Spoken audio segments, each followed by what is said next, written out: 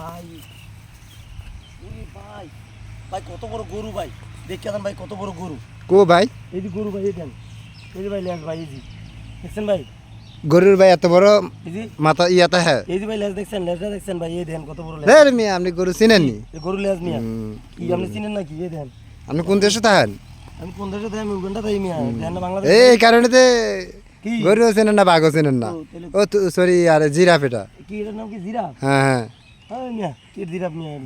গরু মিয়া এই যে লেজ পায়খানা করবো যে কই হাত দেয় এটা আর কি ফুটকি না মিয়া যে হ্যাঁ ফুটকি না মিয়া এই যে গুয়াতে লাইবেন বলে আরে না গুডু কিছু না এটা উদা মিয়া রে কত বড় গরু? এটা কি এই তো তোমরা দুধ আনতে পারো গরু ওহো আরে ভাই রে